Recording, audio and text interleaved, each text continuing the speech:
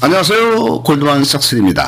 오늘은 국민의힘 대선 후보인 윤석열 후보에 대해서 알아보겠습니다. 윤석열 씨는 1960년생이니까 지금 62세입니다. 아버지인 윤기중은 연세대학교 통계학과 교수로 정년퇴직을 했고, 어머니는 이화여대 교수로 재직 중에 결혼으로 인해서 교수를 퇴직하게 됩니다.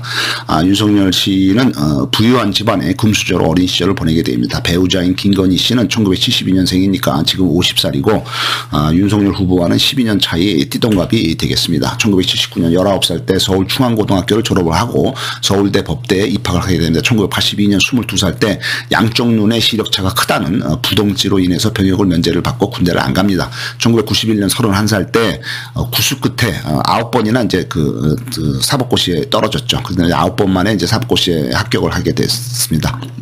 1994년 34살 때 검사로 임명이 돼서 전국 각지의 검찰청을 돌아다니면서 지방에서 전전하면서 근무를 하게 되겠습니다.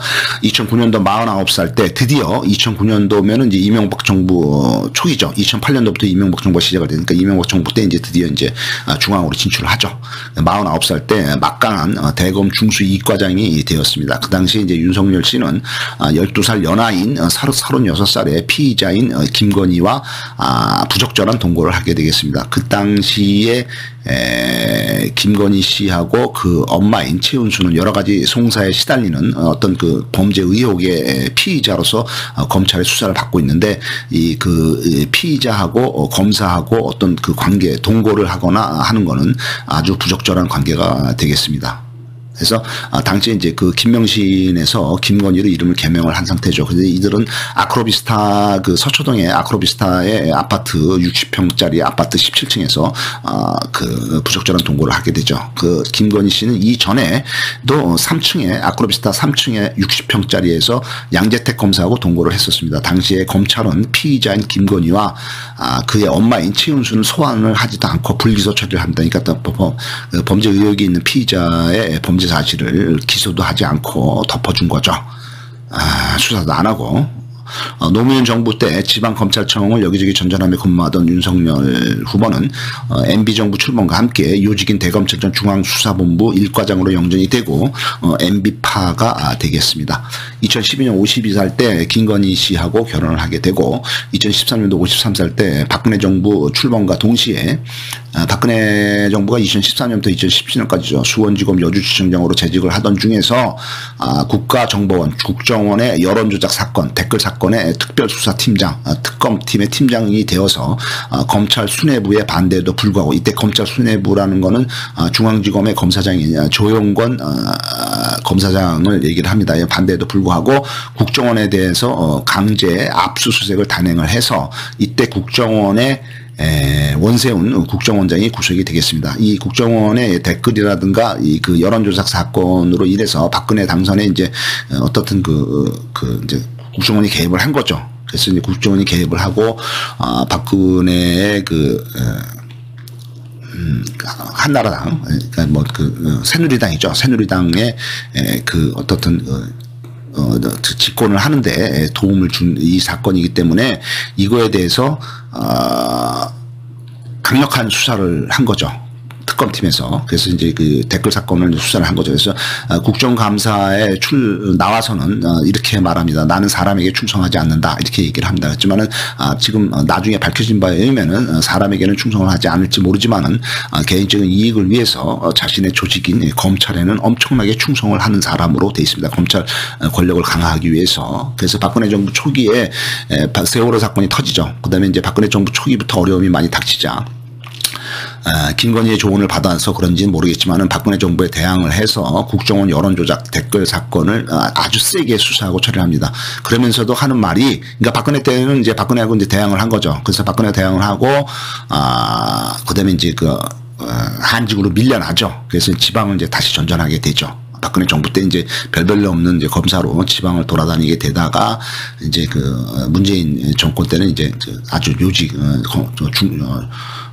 뭐 중앙지검장하고 뭐 검찰총장이 되는 거죠. 근데 이분이 이제 최근에 한 말 중에 이런 말이 있어요. 문재인 정부는 겁이 없어요. 아니 대통령 5년이 뭐 그리 대단하다고 이렇게 말을 합니다. 이 말은 검찰이 마음만 먹으면은 전직 대통령이든 뭐 대통령을 박살낼 수 있다는 그런 그 잠재의식이 나온 겁니다. 상당히 그 위험한 생각을 가지신 분이죠.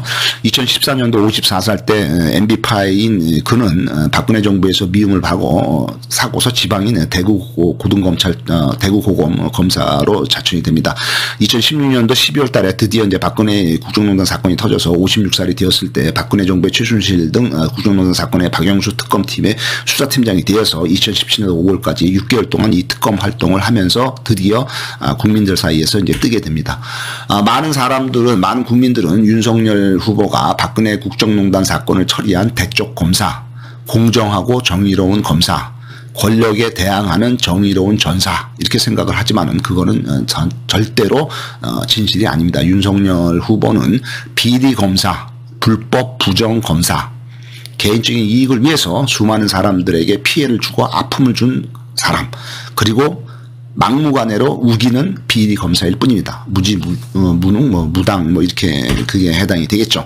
2017년도 5월 달에 57살 때 문재인 정부 출범과 동시에 요직인 서울중앙지검장에 임명이 됩니다. 그 다음에 이제 2019년도 7월 달에 59살 때 초고속 승진을 하게 되고 검찰총장에 임명이 됩니다. 8월 달에는 서울대 법대 교수이면서 문재인 정부의 민정수석이던 조국 장관이 법무부 장관으로 임명이 되면서 이 조국 장관의 딸의 부정 입학과 표창장 위조 등에 대한 의혹으로 검찰이 과잉 수사를 진행을 하게 되고, 이때 국민의힘 국회의원인 곽상도와 김진태 이런 사람들이 조국을 강력하게 비난을 하고, 더불어서 언론이 이에 편승을 해서 언론의 사주 속에서 대규모 시위가 열리게 됩니다. 그 조국은 물러나라는 시위하고 조국을 지키자, 검찰 개혁을 해라, 이런 해서 공론이 분열돼서 결국 조국 장관은 여론에 밀려서 법무부 장관 임명된 지 35일 만인 10월 달에 조국이 법무부 장관을 사임합니다.